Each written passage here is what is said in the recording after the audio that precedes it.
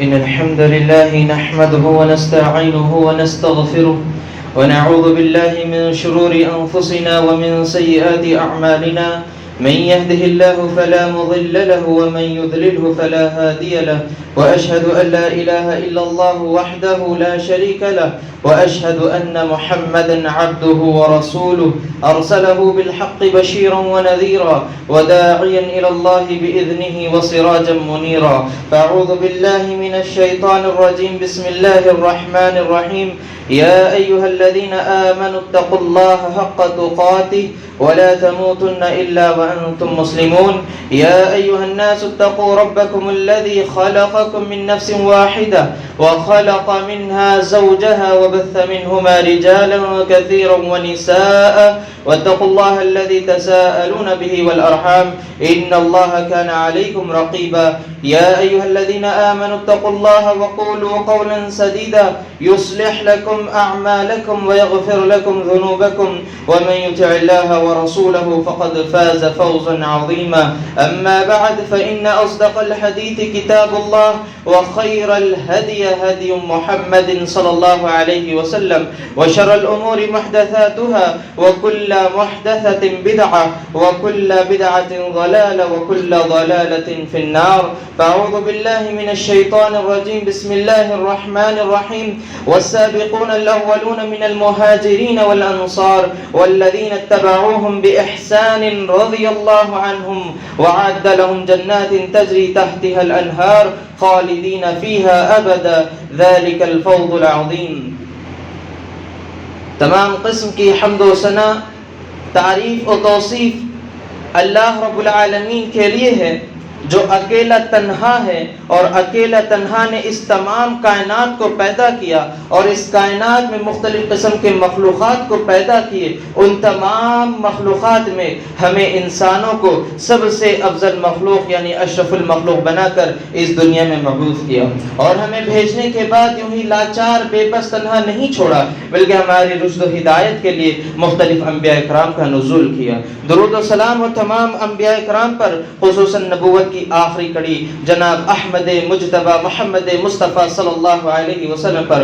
اللہم صلی علی محمد وعلی آل محمد کما صلیت علی ابراہیم وعلی آل ابراہیم انکا حمید مجید. اللہم بارک علی محمد وعلی آل محمد کما بارکت علی ابراہیم وعلی آل ابراہیم انکا حمید مجید. حاضرین جمعہ، آج جو موضوع لے کر ہم آپ کے سامنے حاضر ہوئے ہیں وہ ایمان سے جڑا ہوا عنوان ہے، ایمان سے جڑا ہوا موضوع ہے، اور وہ موضوع ہے صحابہ اکرام کی فضیلت قرآن اور حدیث کی روشنی میں.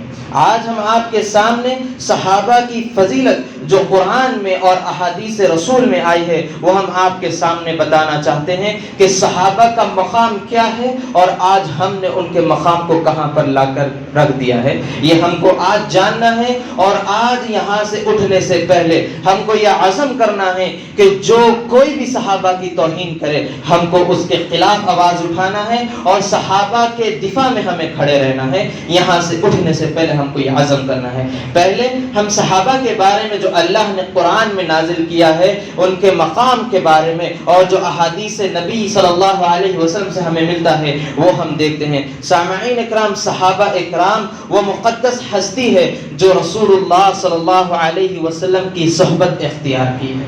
صحابہ وہ مقدس ہستیاں ہیں جو اللہ کے نبی کی صحبت اختیار کی ہے، اللہ کے نبی صلی اللہ علیہ وسلم کے پاس بیٹھ کر علم حاصل کیا اور آج امت تک علم کو لوگوں تک پہنچا دیا. جو علم اللہ کے نبی سے انہوں نے سیکھا تھا وہ امت تک پہنچا دیے. یہ صحابہ اکرام ہے. اگر صحابہ نہیں ہوتے تو آج ہمارے پاس جو اسلام کی شکل میں دین موجود ہے یہ ہم تک نہیں پہنچا ہوتا. اگر صحابہ کی کوششیں نہ ہوتی تو ہم تک آج دین نہیں رہتا، اور آج بھی ہم جس طرح لوگ گمراہی کے شکار ہیں ہم بھی آج اسی طرح گمراہی کے دلدل میں پھنسے رہتے. آج ہم نے اللہ رب العالمین کی صراط مستقیم پر چلنے کی جو کوشش کر رہے ہیں، جو توحید پر ہم کھڑے ہوئے ہیں، آج توحید پر جو آج ہم چل رہے ہیں یہ صحابہ اکرام کی محنتوں کی وجہ سے آج ہم توحید پر ہیں. لوگ آج کئی لوگ موجود ہیں ہمارے آنکھوں کے سامنے جو گمراہی میں ہیں، شرک و کفر کی اندھیری میں چل رہے ہیں، لیکن اللہ رب العالمین کا شکر احسان ہے کہ اس نے ہمیں صحابہ کے دین کو سمجھنے، سیکھنے اور ان کے جو لائے ہوئے دین کو اللہ کے نبی کے ذریعے سے انہوں نے ہم تک جو پہنچایا ہے وہ دین پر آج ہم چل رہی ہے۔ الحمدللہ، اللہ کا بہت بڑا احسان ہے ہم پر۔ سامعین اکرام، صحابہ اکرام کے بارے میں اللہ رب العالمین قرآن میں فرماتے ہیں سورۃ توبہ آیت 100 میں، والسابقون الاولون من المہاجرین والانصار والذین اتبعوهم بإحسان رضی اللہ عنہم ورضوا عنہ، رضی اللہ عنہم ورضوا عنہ۔ اور آگے اللہ فرماتا ہے، پہلے یہاں تک ہم سنیں گے، اللہ رب العالمین کہتا ہے والسابقون الاولون، اور وہ لوگ جو سبقت لے گئے، کہاں پر لے گئے؟ ایمان لانے میں، اسلام قبول کرنے میں جو لوگ سبقت لے گئے، والسابقون الاولون، پہلے والوں میں سے، اولین میں سے، یعنی جو اسلام قبول اللہ رب العالمین نے غار حرا میں اللہ کے نبی پر اقرأ باسم ربک الذی نازل کیا، وہاں سے لے کر جب تک اللہ کے نبی صلی اللہ علیہ وسلم ہجرت نہیں کر لی، یہ اولین میں آتے ہیں۔ اور آگے اللہ رب العالمین فرما رہے ہیں والسابقون الاولون من المہاجرین، اولین میں مہاجرین، اولین میں مہاجرین، کیوں؟ کیونکہ وہ لوگ بھی اولین میں آتے ہیں جو اسلام قبول کر لیے اور ہجرت نہیں کیے۔ آگے اللہ نے کہا من المہاجرین، اولین من المہاجرین، مہاجر وہ لوگ ہیں کچھ صحابہ رک گئے تھے، ہجرت نہیں کیے تھے مدینہ کے لیے، وہ بھی مراد ہے۔ اور آگے اللہ رب العالمین نے مہاجرین کہہ کر ہجرت کرنے والوں کو بھی اللہ رب العالمین مخاطب کیے ہیں، اور کہا اس کے بعد والانصار، کیا کہا؟ اور انصار بھی، یعنی جب مدینہ کو پہنچ گئے اللہ کے نبی، وہاں کے رہائشی جو تھے انصار تھے، جو مدینہ والے تھے وہ انصار، مکہ والوں میں سے کچھ لوگ جو ہجرت کیے ہیں وہ مہاجرین ہیں، اور اولین وہ لوگ بھی ہیں جو وہاں پر رہ گئے تھے کچھ وجوہات کی وجہ سے، جو مکہ میں رہ گئے تھے ہجرت نہیں کیے، وہ لوگ بھی یہاں پر مراد ہے۔ اور آگے اللہ رب العالمین فرماتے ہیں مہاجرین ہو گئے، اولین ہو گئے، مہاجرین ہو گئے، انصار ہو گئے، آگے اللہ نے کہا والذین اتبعوہم بإحسان، والذین اتبعوہم بإحسان، وہ لوگ بھی جو ان کی اتباع کیے نیکی میں، احسان سے، اچھے انداز میں۔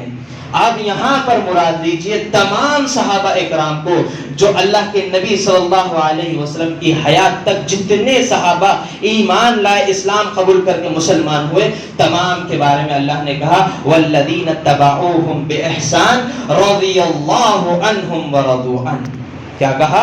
رضی اللہ عنہم ورضوا عنہ، اللہ رب العالمین ان سے راضی ہو گیا اور یہ اللہ سے راضی ہو گئے۔ کتنے صحابہ؟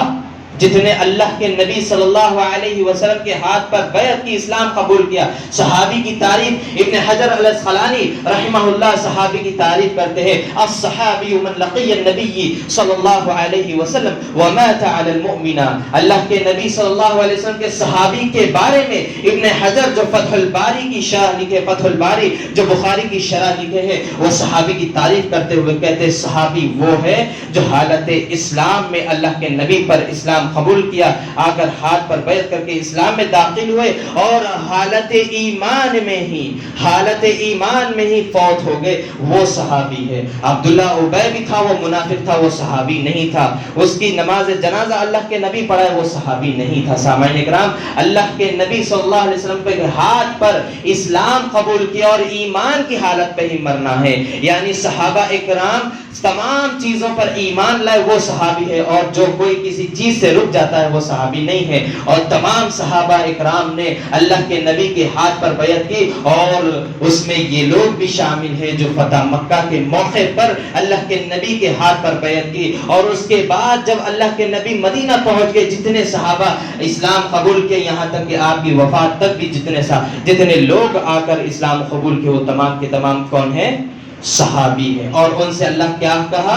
راضی ہونے کا لقب انہیں دیا ہے۔ یہ کسی کو لقب نہیں ملا جو رضی اللہ عنہ، اللہ راضی ہو گیا، یہ ان کو لقب ملا ہے۔ اور آگے اللہ رب العالمین فرماتے ہیں اب ان سے راضی ہو گیا، ان کے بارے میں وَعَدَّ لَهُمْ جَنَّاتٍ تَجْرِي تَحْتَهَا الْأَنْهَارُ خالدین فیہا ذالک الفوز العظیم، خالدین فیہا ابدا ذالک الفوز العظیم۔ اللہ رب العالمین بتا رہا ہے ان کے لیے ایسی جنت ہے، ان کے لیے ایسی جنت ہے جس کے نیچے سے نہریں بہتی ہے، اور یہ اس میں خالدین فیہا ابدا، یہ اس میں ہمیشہ ہمیشہ رہیں گے، ذالک الفوز العظیم، اور یہ بہت بڑی کامیابی ہے، بہت بڑی کامیابی ہے۔ صحابیوں کے بارے میں جتنے صحابہ ہیں تمام کے بارے میں اللہ نے کیا کہا؟ رضی اللہ عنہم ورضوا عنہ۔ اس میں امیر معاویہ بھی موجود ہے، اس میں حضرت ابو ہریرہ صدیق، ابو ہریرہ رضی اللہ عنہ بھی موجود ہے، اس میں ابو بکر صدیق موجود ہے، عثمان غنی موجود ہے، عمر فاروق، علی بن ابی طالب رضی اللہ عنہ، تمام صحابہ اس میں موجود ہے۔ سامعین کرام، تمام صحابہ کے بارے میں ہمارے دلوں میں محبت ہونی چاہیے، ان سے ہمیں محبت کرنا چاہیے، تمام صحابہ سے کسی کے بارے میں ہمارے دل میں بغض نہیں رکھنا چاہیے۔ امام ابن کثیر رحمۃ اللہ علیہ تفسیر میں فرماتے ہیں صحابہ اکرام کے مقام کو اللہ رب العالمین نے واضح طور پر بیان کرنے کے بعد خصوصاً مہاجرین اور انصار اور جتنے لوگ اسلام لائے ہیں وہ تمام کے بارے میں اللہ نے کہا کہ ان سے راضی ہو گیا اور وہ ان کو جنت الفردوس میں، ایسی جنت میں جس کے نیچے نہریں بہتی ہے، اس میں اللہ رب العالمین انہیں داخل کرے گا۔ یہاں پر صحابہ کو جو مقام ملا ہے ان کے اخلاص کی وجہ سے، ان کی قربانیوں کی وجہ سے اللہ رب العالمین نے انہیں یہ مقام دیا ہے کہ ان سے اللہ راضی ہو گیا ہے۔ یہ مقام کسی اور کو حاصل نہیں ہے۔ اسی طرح امام طبری رحمۃ اللہ علیہ اپنی تفسیر میں کہتے ہیں جو لوگ صحابہ کے راستے پر چلتا ہے وہ بھی اس خیر میں شامل ہوتے ہیں، لہذا جو شخص صحابہ سے محبت رکھتا ہے اور ان کی اتباع کرتا ہے وہ ہدایت پاتا ہے۔ جو ان سے محبت کرتا ہے، جو ان کی اتباع کرتا ہے، وہ بھی ایمان کی لذت کو پاتا ہے اور ہدایت پر آتا ہے۔ یہ ابن طبری، امام طبری جو تفسیر لکھے ہیں وہ اپنی تفسیر میں یہ بات لے کر آئے ہیں۔ اسی طرح حضرت ابو سعید خدری رضی اللہ عنہ کی حدیث ہے کہ اللہ کے نبی صلی اللہ علیہ وسلم نے صحابہ کے بارے میں لوگوں سے کہا لا تسبوا اصحابی فوالذی نفسی بیدی لو ان احدکم انفق مثل احد ذهب بلغ مد احد ولا نصیف له۔ اللہ کے نبی صلی اللہ علیہ وسلم فرماتے ہیں میرے صحابہ کو برا بھلا مت کہو، خبردار میرے صحابہ کو برا بھلا مت کہو، اگر تم احد پہاڑ کے برابر بھی سونا خرچ کر دو اور وہ میرے صحابی ایک مد یا آدھے مد کے برابر بھی میرے راہ میں، اللہ کی راہ میں خرچ کیے، تمہارا سونے کا پہاڑ ان کے ایک مد کے برابر نہیں ہو سکتا، ان کا ایک مد تمہارے احد پہاڑ کے سونے سے کئی زیادہ ہے۔ یہ اللہ کے نبی صلی اللہ علیہ وسلم نے کہا۔ جب نبی کریم صلی اللہ علیہ وسلم کہہ دیے کہ صحابہ کو برا بھلا نہ کہو تو ہماری زبانوں پر صحابہ کے لیے گالی گلوچ اور ان کے خلاف ہماری زبانوں کا کیسے احترام کے ساتھ ان کے بارے میں ہم اپنی زبان کو احترام کے ساتھ نکالنا چاہیے، جب بھی ان کا نام آئے رضی اللہ عنہم ورضوا عنہ کہنا چاہیے۔ لیکن آج دیکھا یہ جاتا ہے جو لوگ صحابہ کے دشمن ہیں وہ تو کر رہے ہیں صحابہ کی برائی، ان کا تو شیوا ہی ہے، وہ تو مسلمان ہی نہیں۔ اللہ کے نبی صلی اللہ علیہ وسلم نے لا تسبوا کہہ کر کہہ دیا اور اللہ رب العالمین نے رضی اللہ عنہم ورضوا کہہ کر لقب انہیں دے دیا، اللہ ان سے راضی ہے۔ یہ لوگ ان سے دشمنی کر رہے ہیں اور ان کا دیکھا دیکھی آج جو اپنے آپ کو اہل سنت کہتا ہے، سنی کہتا ہے، وہ بھی اللہ کے نبی کے اصحاب کے بارے میں برا بھلا کہتے ہیں، اور جو شخص اسی حالت پہ مر جائے گا اس کو اپنے ایمان کے بارے میں اللہ رب العالمین کے پاس سوال دہ ہونا ہے کہ صحابہ کو جو برا بھلا کہا ہے، اللہ کہے گا میں نے تو راضی ہونے کا لقب دیا تھا، پھر تو نے کیسے ان کی برائی کی ہے، تو نے کیسے انہیں منافق کہا ہے۔ یہ جواب اللہ رب العالمین کو اس سوال کے جواب دینے کے لیے تیار ہو جاؤ۔ جو کوئی بھی صحابہ کے بارے میں برا بھلا کہے اور ایسے لوگوں سے محبت بھی نہیں کرنا ہے جو صحابہ رسول کے خلاف زبان دراز کرتے ہیں، اور ایسے لوگوں کی طرف ہم کو جانا نہیں ہے اور ایسے لوگوں سے ہم کو واعظ و نصیحت بھی نہیں سننا چاہیے جو صحابہ اکرام کی محبت ہمارے دلوں سے نکال کر ہمارے دلوں میں نفرت بھرتے ہیں، ایسے لوگوں کی طرف ہمیں جانا بھی نہیں چاہیے۔ سامعین اکرام، یہ حدیث صحابہ اکرام کے مقام کو بلندی کی طور پر لے جا بلند کرتی ہے، اور اللہ رب العالمین نے، اللہ کے نبی نے یہاں پر قسم کھائی ہے فوالذی نفسی، اللہ کے نبی نے کہا قسم کھائی جس کے ہاتھ میں میری جان ہے۔ اللہ کے نبی اپنی قسم کھاتے ہوئے کہا کہ ان کے بارے میں تم برا بھلا نہ کہو، اگر تم سونے کا پہاڑ خرچ کر دو، یہ ایک مد بھی خرچ کر دے گے، تمہارا سونے کا پہاڑ ان کے ایک مد کے سامنے کچھ بھی نہیں ہے۔ تمہارا سونے کا پہاڑ جو خرچ کرنا وہ دھرے کا درا ہے، لیکن ان کا ایک مد یا آدھا مد تمہارے سونے کے پہاڑ سے کئی زیادہ افضل ہے۔ صحابی رسول کا مقام یہاں پر ہم کو معلوم ہوتا ہے۔ امام نووی رحمۃ اللہ علیہ اس حدیث کے بارے میں کہتے ہیں یہ حدیث ثابت ہوتی ہے کہ صحابہ کی توہین کرنا حرام ہے، تشریح میں امام نووی جو صحیح مسلم کی شرح لکھے ہیں امام نووی رحمۃ اللہ علیہ، اس حدیث کے نیچے کہتے ہیں صحابہ کی توہین کرنا حرام ہے۔ سامعین اکرام، اس طرح امام تیمیہ رحمۃ اللہ علیہ فرماتے، ابن تیمیہ رحمۃ اللہ علیہ، صحابہ سے محبت اہل سنت کا عقیدہ ہے۔ جو صحابہ سے محبت نہیں کرتا اور جو محبت وہ لوگ سے کرتا ہے جن کے دلوں میں اس بغض سے صحابہ ہے اور جو آئے دن صحابہ کے بارے میں برا بھلا کہتے ہیں، اگر ان سے محبت کرتا ہے یا ان کے تعریفوں کے پل باندھتا ہے، وہ اہل سنت میں سے نہیں ہے۔ جو صحابہ کے بارے میں برا بھلا کہنے والوں سے محبت کرتا ہے وہ اہل سنت نہیں ہے، اور صحابہ کے بارے میں برا بھلا کہنا حرام ہے۔ اگر جو کوئی حرام کام کر دے، اللہ رب العالمین اس کی تمام عبادتیں رد کر دیتے، اس کی عبادتیں قبول نہیں ہوتی۔ اسی طرح پہلا حصہ دیکھیے، صحابہ سے محبت کرنا ایمان کی نشانی ہے۔ صحابہ سے محبت کرنا کس کی نشانی ہے؟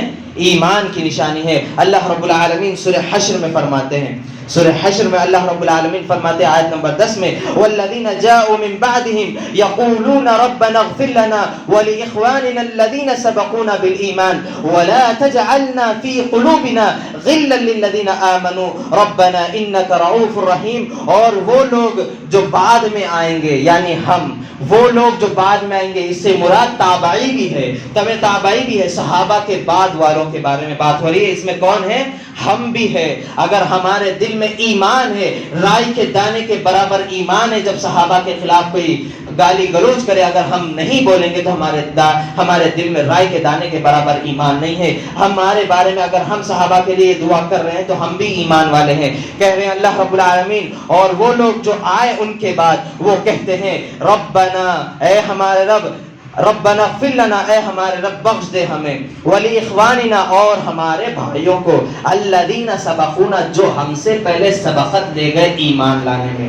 صحابہ ہم سے پہلے ہے یا نہیں ہے؟ تابعی ہم سے پہلے ہے یا نہیں ہے؟ تبع تابعی ہم سے پہلے ہے نہیں ہے؟ ائمہ محدثین ہم سے پہلے ہے یا نہیں ہے؟ اس میں کون کون آ گئے ہیں؟ صحابہ سے لے کر ہم سے پہلے جتنے لوگ گزر گئے اسلام کے لیے، جو کچھ قربانیاں کیے ہیں وہ سب آ گئے۔ ہم ان کے بارے میں کیا کریں؟ پہلے ہم اللہ سے یہ دعا کر رہے ہیں، اللہ ہمیں بخش دے، والذین سبقونا، اور ان لوگوں کو بھی، ولاخواننا الذین سبقونا، اور ہمارے بھائیوں کو جنہوں نے ہم سے پہلے سبقت لے گئے، کس میں؟ بالایمان، ایمان میں۔ اور آگے کہا ولا تجعلنا فی قلوبنا، اور نہ بنا ہمارے دلوں میں ان کے لیے بغض، ان کے لیے کینہ، ان کے لیے کپٹ ہمارے دلوں میں آپ نہ پیدا کرو۔ یہ ہم دعا کر رہے ہیں یا نہیں کر رہے ہیں؟ ہم کو دعا کرنا ہے۔ سورہ حشر آیت نمبر 10 یاد کر لیجئے، یہ دعا چھوٹی سی دعا ہے، ہم کو یاد کرنا ہے صحابہ کے لیے، ہم سے پہلے والوں کے لیے۔ سب سے پہلے ہم اپنے لیے دعا کریں، ربنا اغفر لنا، اے ہمارے رب ہمیں بخش دے۔ اس کے بعد ولاخواننا الذین سبقونا بالایمان ولا تجعلنا فی قلوبنا غلا للذین آمنوا ربنا انک رؤوف رحیم۔ آگے کیا کہا اللہ سے؟ اور اے ہمارے رب بے شک تو معاف کرنے والا اور بڑا رحم کرنے والا۔ اللہ رب العالمین سے ہم دعا کر رہے ہیں، اگر نہیں کر رہے ہیں تو آج آپ کو معلوم ہو گیا تو آج سے آپ صحابہ کے لیے دعا کرنا شروع کر دیجئے۔ سب سے پہلے خود کے لیے دعا ہو رہی ہے، پھر تمام صحابہ سے لے کر اب تک جتنے لوگ سبقت لے گئے ان سب کے بارے میں۔ ابن کثیر رحمۃ اللہ علیہ اس آیت کے بارے میں کہتے ہیں یہ اہل ایمان کے لیے تعلیم دیتی ہے کہ وہ صحابہ کرام کے لیے دعا کرے اور اپنے دلوں کو ان کے خلاف بغض، کینہ، کپٹ اور حسد سے محفوظ کر لے اپنے دلوں کو۔ یہی اہل سنت کا عقیدہ ہے، صحابہ سے محبت رکھی جائے اور ان کے لیے دعا کی جائے اور ان کے خلاف جو زبانیں اٹھتی ہے ان کے خلاف آواز اٹھائی جائے۔ اللہ کے نبی صلی اللہ علیہ وسلم کی حدیث ہے، من رأى منکم منکرا فلیغیر بیدہ فإن لم یستطع فبلسانہ فإن لم یستطع فبقلبہ وذلک اضعف الایمان۔ جو کوئی بھی تم میں سے دیکھے کوئی برائی، اسے چاہیے اپنے ہاتھ سے روکو، اپنے ہاتھ سے روکو۔ اگر ہاتھ سے روکنے کی استطاعت نہیں ہے، زبان سے کہو، زبان سے کہنے کی استطاعت نہیں ہے تو دل میں برا جانو۔ اور دل میں برا جاننے کا مطلب یہ نہیں ہے کہ تم وہاں کھڑ کر اسے برا کہتے ہوئے دیکھتے رہو، نہیں، بلکہ یہ ہے کہ برائی دیکھو تو وہاں سے اسے برا سمجھو اور چلے جاؤ۔ اور لیکن آپ یہ کہہ رہے ہو کہ میں اسے برا سمجھ رہا ہوں اور کھڑ کر تماشا دیکھ رہا ہوں، اللہ کی قسم آپ کے دل میں رائی کے دانے کے برابر ایمان بھی نہیں ہے۔ وذالک اضعف الایمان، اللہ کے نبی نے کہا کہ تمہارے دل میں رائی کے دانے کے برابر ایمان نہیں ہے۔ برائی کو دیکھ کر تم اس کے خلاف دل میں بھی برا نہ جانو۔ تو صحابہ کے خلاف لوگ آج برا بھلا کہہ رہے ہیں اور ہماری زبانوں پر تالے ہیں، یہاں تک کہ ہمارے دلوں پر بھی تالے لگ گئے ہیں، ہمیں دل میں بھی برا نہیں آ رہا ان کے بارے میں۔ صحابہ کے خلاف ہمیں آواز جو بلند ہوتی ہے، ہمیں اس آواز کے خلاف بلند ہونا ہے، صحابہ کے دفاع میں ہمیں کھڑنا ہے۔ اگر کل قیامت کے دن حضرت ابو بکر رضی اللہ عنہ آپ سے سوال کر لیں گے، عمر فاروق آپ سے سوال کر لیں گے، اما عائشہ صدیقہ طاہرہ آپ سے سوال کر لے گی رضی اللہ عنہ، تو کیا جواب دیں گے جب وہ کہیں گے ہمارے خلاف زبانیں اٹھ رہی تھی، ہمارے خلاف لوگ ہمارے خلاف برا بھلا کہہ رہے تھے، تم کیا کر رہے تھے؟ اما عائشہ کہیں گی میرے خلاف الزام لگا رہے تھے، تم نے اللہ نے جو آیت نازل کی تم نے پڑھ کے لوگوں کو کیوں نہیں کہا؟ جب کیا جواب دیں گے ہم اما عائشہ کو، ہم کیا جواب دیں گے صحابہ اکرام کو؟ حضرت امیر معاویہ کہیں گے، اگر وہ امیر معاویہ کہیں گے کہ لوگ مجھے برا بھلا کہہ رہے تھے، میری اتنی قربانیاں کہ تمہارے سامنے نہیں آئی، کم سے کم یہ اللہ رب العالمین کی آیت تمہارے سامنے نہیں آئی، رضی اللہ عنہم ورضوا عنہ یہ تمہارے سامنے نہیں آئی، تم کم سے کم اس آیت کو سامنے رکھتے ہمارا دفاع کرتے، تم کیا جواب دو گے سامعین اکرام؟ کیا جواب دیں گے ہم اللہ کے نبی کے اصحاب کو اگر وہ ہم سے سوال کر لیں گے؟ تو اگر ہم نہیں دفاع کریں گے اللہ بھی ہم سے سوال کرے گا۔ جب اللہ نے نازل کر دیا ہم خاموش رہے، ہمیں خاموش نہیں رہنا ہے، ایسے لوگوں کے خلاف ہمیں آواز بلند کرنا ہے اور انہیں معافی مانگنا چاہیے کہ صحابہ کے خلاف جو تم کہہ رہے ہو یہ غلط ہے۔ یہاں تک کہ نہیں، جو ابھی ان کا جو سپریم لیڈر مرا ہے اس کے استاد نے اپنی کتاب میں یہ لکھا ہے کہ اللہ کے ہمارے امام اللہ کے مقرب فرشتے، یہاں تک کہ مقرب انبیاء سے افضل ہمارے امام، نعوذ باللہ من ذالک۔ یہ ان کا عقیدہ ہے، جن کا عقیدہ یہ ہے وہ مسلمان ہو سکتے ہیں کیا؟ بالکل نہیں ہو سکتے، کیونکہ ایمان کے ارکان ہیں 6، اس میں سے انبیاء پر ایمان لانا اور تمام صحابہ پر، تمام فرشتوں پر ایمان لانا، اور یہ اللہ کے نبی صلی اللہ علیہ وسلم نے کہا کہ تمام انبیاء افضل ہے، اور تمام انبیاء کے بعد اگر کوئی شخص افضل ہے تو وہ ابو بکر صدیق ہے، ابو بکر کے بعد ہی جو سب صحابہ افضل، لیکن سب سے بشر میں انبیاء کے بعد سب سے افضل شخص ابو بکر صدیق ہے، اور یہ کہتے ہیں انبیاء بھی بعد میں، فرشتے بھی بعد میں ہیں، یہ لوگ مسلمان ہی نہیں ہیں۔ اور ایسے لوگوں سے محبت کرنا اہل سنت میں سے بلکہ مسلمان ہی نہیں رہے گا وہ شخص، اہل سنت تو دور کی بات ہے جو ان سے محبت کرتا ہے، کیونکہ ایمان ان کا مکمل نہیں، اور ان سے محبت کرنا ایمان کا خطرہ ہے۔ سامعین اکرام، اگر ایسا شخص اگر ہمیں پایا جائے تو اس کے ایمان کے بارے میں ہمیں سوال اٹھانا چاہیے، اس کے ایمان کے بارے میں ہمیں سوال اٹھانا چاہیے۔ سامعین اکرام، اسی طرح اللہ کے نبی صلی اللہ علیہ وسلم کی حدیث ہے، اللہ کے نبی صلی اللہ علیہ وسلم فرماتے ہیں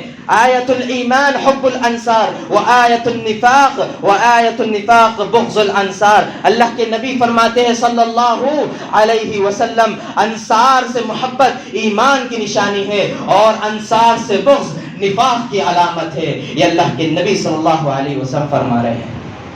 صحیح بخاری اور صحیح مسلم کی حدیث آپ کے سامنے پڑھ رہا ہوں۔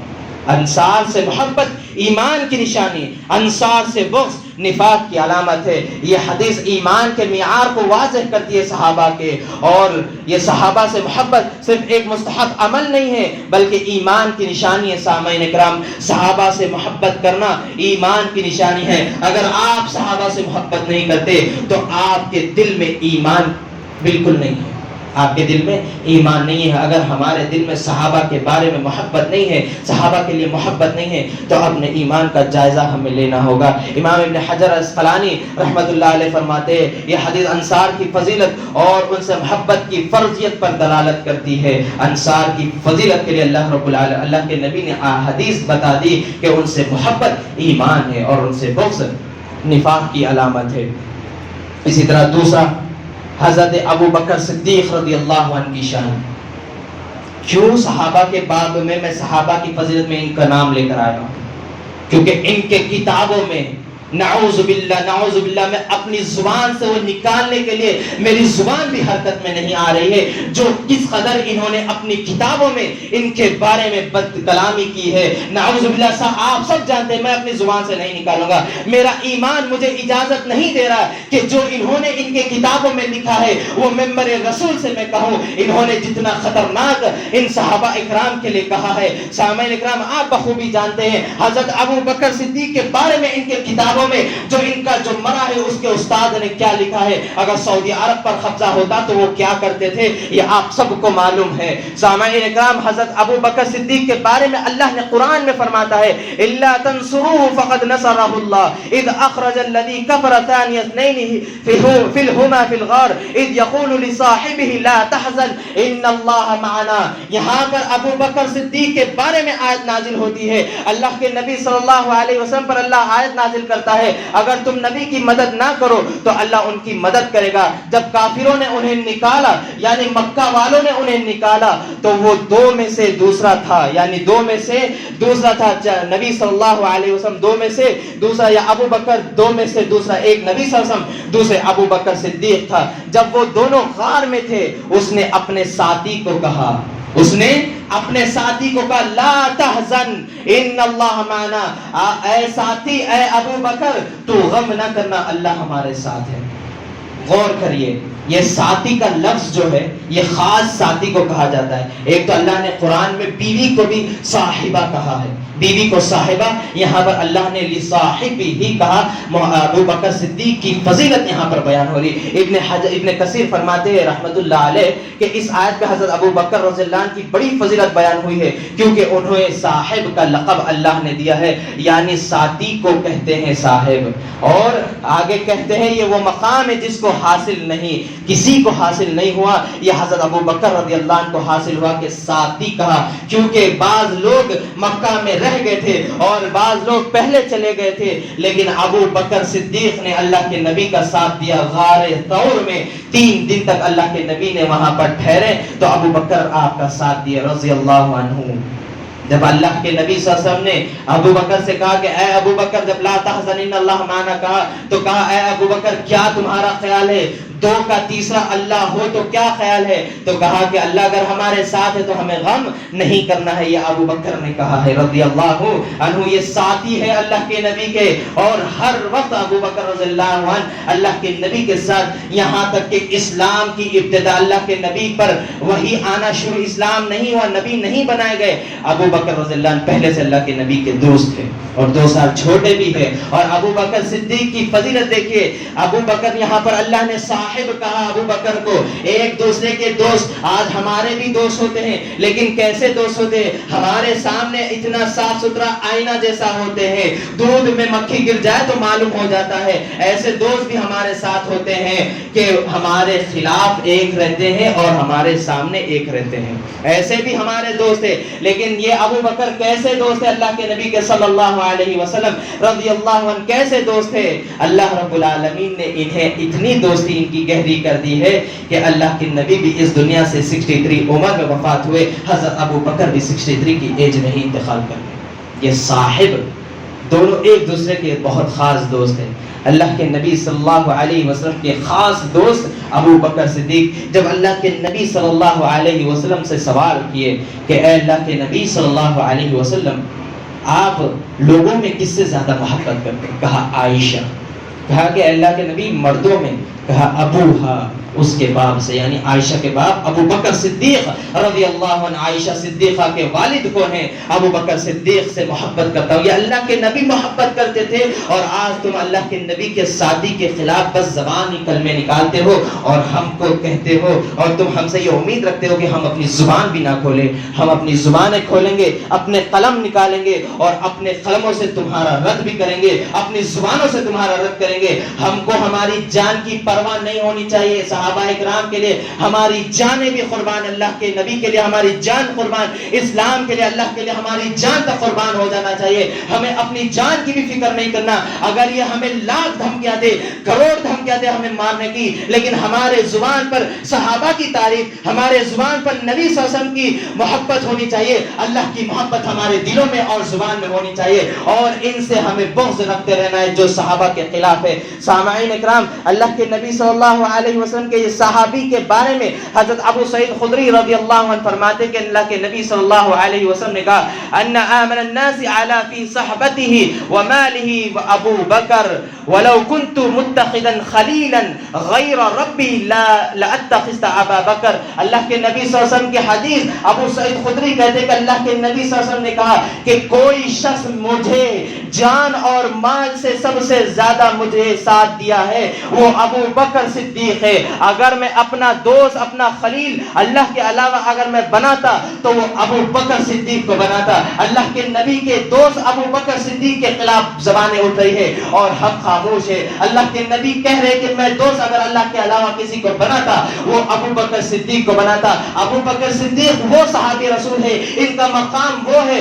اللہ کے نبی صلی اللہ علیہ وسلم کی حیات میں ہی آپ مصلی رسول پر چلے گئے۔ آپ ابو بکر صدیق کی امامت میں اللہ کے نبی نماز پڑھے، یہ ابو بکر صدیق رضی اللہ عنہ کی فضیلت ہے۔ کیا ہمارے سامنے یہ واقعہ، یہ احادیث ہمارے سامنے نہیں آتی کہ اللہ کے نبی صلی اللہ علیہ وسلم کی موجودگی میں ابو بکر صدیق مصلی رسول پر چلے گئے، نماز پڑھے، اللہ کے نبی ان کے اقتداء میں نماز پڑھے؟ کہ کیا اتنی بڑی فضیلت ہمیں آنکھوں کے سامنے نہیں آتی؟ کیا ہم ابھی بھی خاموشی کے آنکھ بند کر کے سوتے رہے؟ نہیں سامعین اکرام، ہمیں ان کے خلاف آواز اٹھانا ہے۔ جو ابو بکر صدیق کے خلاف بس زبانی کرتے ہیں ان کے خلاف ہمیں آواز اٹھانا ہے۔ سامعین اکرام، یہ حدیث ابو بکر رضی اللہ عنہ کے مقام کو واضح کرتی ہے اور نبی کریم صلی اللہ علیہ وسلم کی جو قرابت دار ہوتی ہے یہ بھی واضح کرتی ہے اللہ کے نبی کی۔ اور اسی طرح امام ابن تیمیہ رحمۃ اللہ علیہ فرماتے ہیں ابو بکر امت کے سب سے افضل شخص ہے انبیاء کے بعد۔ اسی طرح امام نووی فرماتے ہیں اس حدیث میں ابو بکر کی عظیم فضیلت معلوم ہوتی ہے۔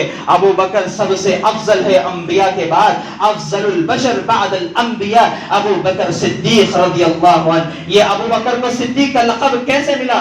سامعین اکرام، وقت اجازت نہیں دے رہا ہے کہ اور آگے بات کروں۔ سامعین اکرام، صدیق کا لقب کیسے ملا؟ اللہ کے نبی کی زبان سے نہیں سنے کہ میں ایک رات میں مسجد اقصی سے ساتوں آسمانوں تک چلے گا۔ ابو جہل کی زبان سے سنے ابو بکر صدیق اور کہنے لگے کہ اگر اللہ کے نبی یہ کہہ رہے ہیں تو سچ کہتے ہیں اللہ کے نبی۔ یہ کہنے کے بعد اللہ رب العالمین نے آسمان سے صدیق کا لقب دیا ہے۔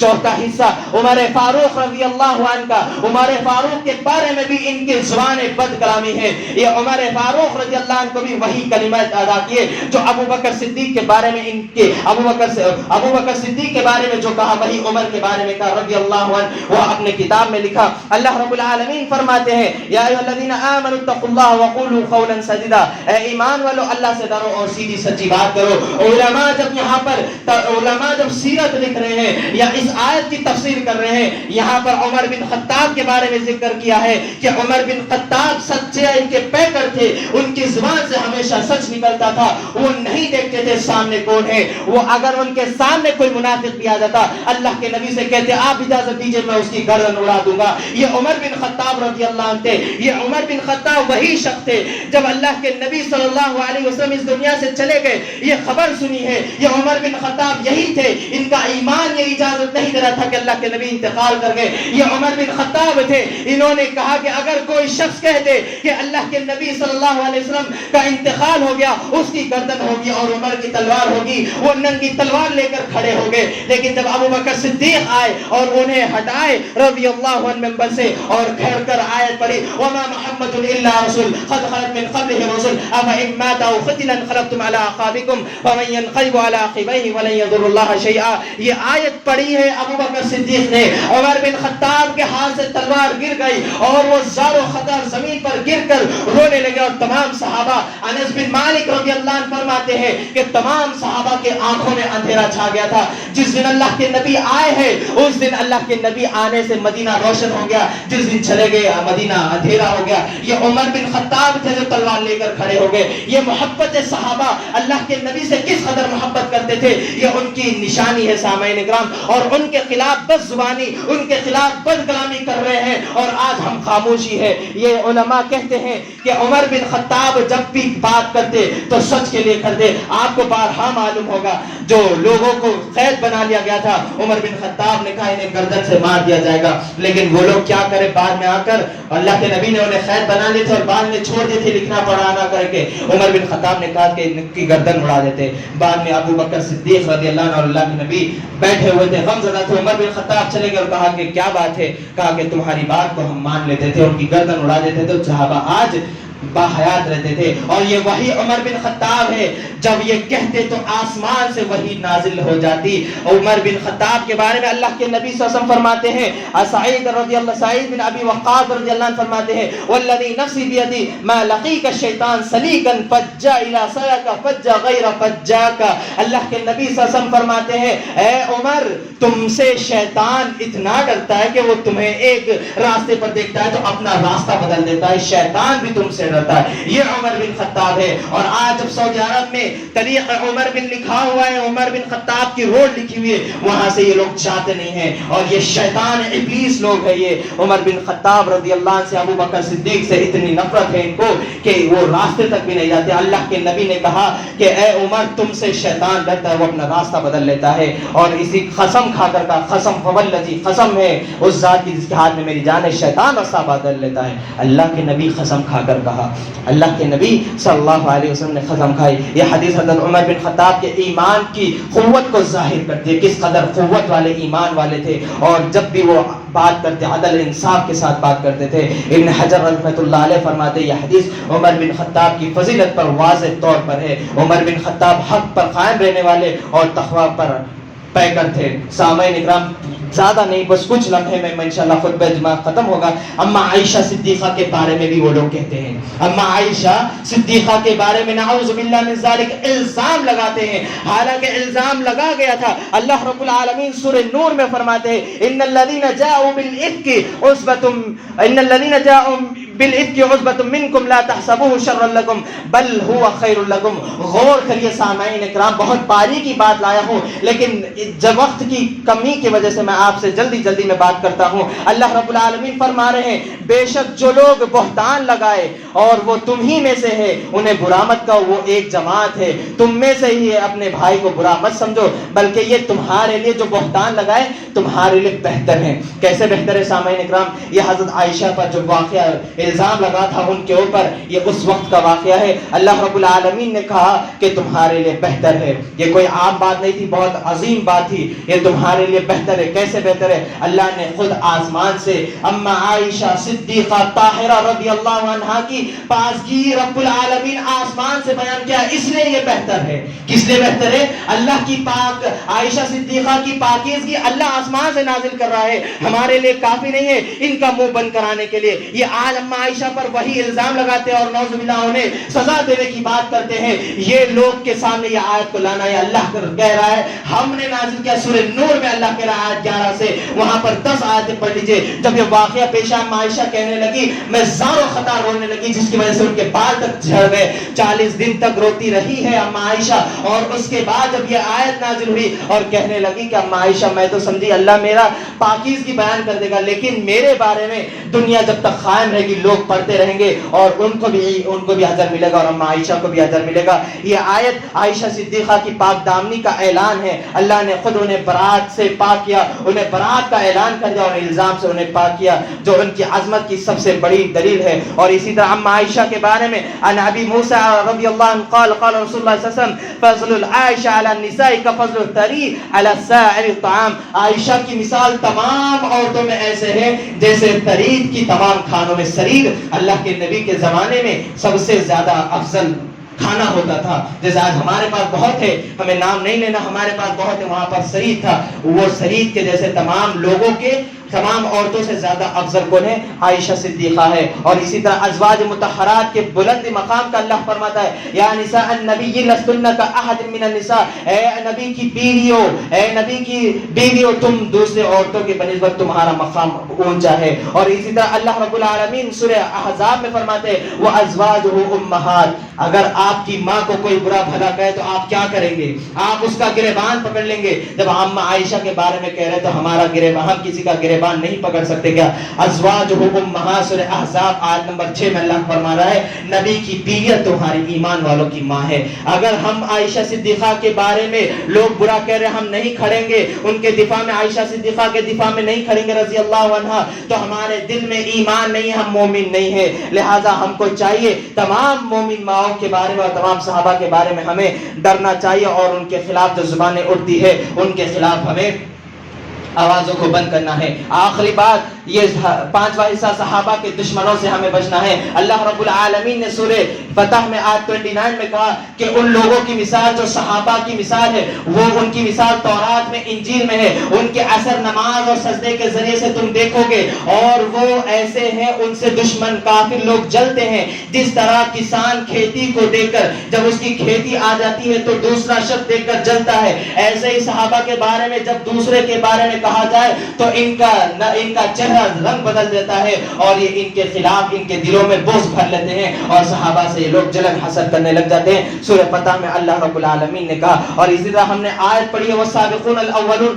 یہ آیت آپ بھی رٹ لیجئے، اپنے بچوں کو بھی رٹا لیجئے، والسابقون الاولون من المہاجرین والانصار والذین اتبعوهم باحسان رضی اللہ عنہم ورضوا عنہ اعد لهم جنات تجری تحت الانہار ذلک الفوز العظیم۔ تمام صحابہ کے بارے میں اللہ نے کہہ دیا ان سے راضی ہے، اور اللہ ان سے راضی ہے، اور وہ جنت میں جانے والے تمام صحابہ اور صحابی وہ ہیں جو حالت ایمان پر اللہ کے نبی کے ہاتھ پر بیعت کیے اور حالت ایمان میں انتقال کر گئے۔ اور اسی طرح اللہ کے نبی کی حدیث لا تصبوا اصحابی فوالذی نفسی بیدی لو انفق مثل احد ذهب مثل ما بلغ مد احد فلا نصیب له۔ اللہ کے نبی کی یہ حدیث کہ صحابہ کو برا بھلانا کو مت کہو، اور اس ذات کی قسم جس کے ہاتھ میں میری جان ہے تم احد پہاڑ کے برابر سونا خرچ کر دو، اگر وہ ایک مد میرے اللہ کے راہ میں خرچ کرے تو تمہارا احد پہاڑ بھی ان کے سامنے کچھ بھی نہیں ہے۔ یہ اللہ کے نبی نے صلی اللہ علیہ وسلم نے کہا۔ سامعین اکرام، ایسے لوگوں کو منبر نہ دیجیے جو صحابہ کے خلاف زبانیں اٹھنے والوں سے محبت کرتے ہیں، دشمنان صحابہ کی تعریفیں کرتے ہیں،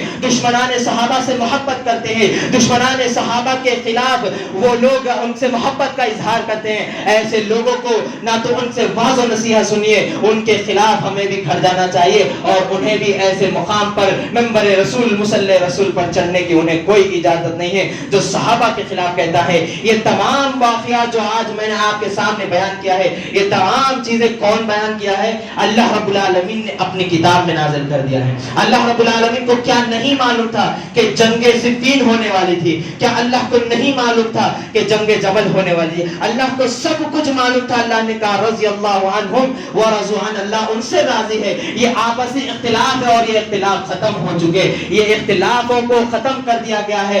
اور اسی طرح امیر المومنین خلیفۃ المسلمین معاویہ بن ابی سفیان رضی اللہ عنہ کو جب روم کے بادشاہ نے کہا کہ ہم نے سنا آپ کے اور علی رضی اللہ عنہ کے درمیان اختلاف ہو گیا ہے، ہم آپ کا سپورٹ کریں گے علی بن ابی طالب رضی اللہ عنہ سے لڑنے کے لیے، تو امیر المومنین خلیفۃ المسلمین معاویہ بن ابی سفیان رضی اللہ عنہ کہنے لگے اے روم کے کتے، کہا معاویہ بن ابی سفیان نے اگر تو علی بن ابی طالب کے خلاف کچھ بھی کہتا ہے میں علی بن ابی طالب رضی اللہ عنہ کے سپاہیوں میں سے ادنا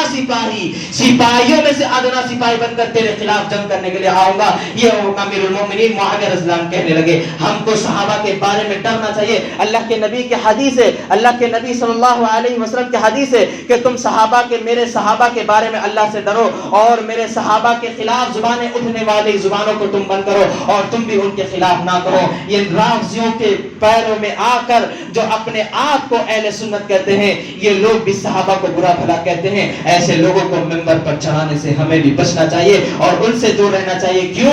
کیونکہ یہ ہمارے ایمان کو کمزور کر دیں گے، اور جب ایمان کمزور ہو جائے گا صحابہ کی نفرت دل میں آ جائے گی۔ اللہ کے نبی کی حدیث ہے من سب اصحابی فعلیہ لعنت اللہ والملائکۃ والناس اجمعین، جو شخص میرے صحابہ پر دشمنی کرتا ہے، بغض کرتا ہے، نفرت کرتا ہے، برا بھلا کرتا ہے، فلعنت اللہ، اللہ کی لعنت، والملائکہ، فرشتوں کی لعنت، والناس اجمعین، تمام لوگوں کی لعنت ہو جائے گی۔ ایسے لوگوں کو چڑھائیں گے تو پھر ہمارے دل میں صحابہ کی نفرت بھر جائے گی دلوں میں، اور پھر ہم کو اللہ کی لعنت کے مستحق ہو جائیں گے، فرشتوں کے اور تمام لوگوں کے۔ اگر نہیں چاہتے کہ کسی کے لعنت کے مستحق نہ ہو تو ہمیں صحابہ سے محبت کرنا ہے، ویسے جیسے اللہ نے کہا۔ اللہ رب العالمین سے دعا الہ العالمین ہمارے دلوں میں صحابہ اکرام کی محبت کو پیوست کر دیجئے، ہمارے دلوں میں صحابہ کی محبت کو ڈال دیجئے، اور ان کے خلاف اٹھنے والی زبانوں کو ہم زبانیں کاٹنے والے ہمیں بنا دیجیے، آمین۔ الہ العالمین ہمیں تمام صحابہ سے محبت کرنے والا ایمان ہمارے دلوں میں پیدا کر دیجیے۔ تو اللہ رب العالمین سے دعا ہے الہ العالمین اللہ کے نبی اور ازواج مطہرات کے خلاف بھی زبانیں اٹھنے والی زبانوں کو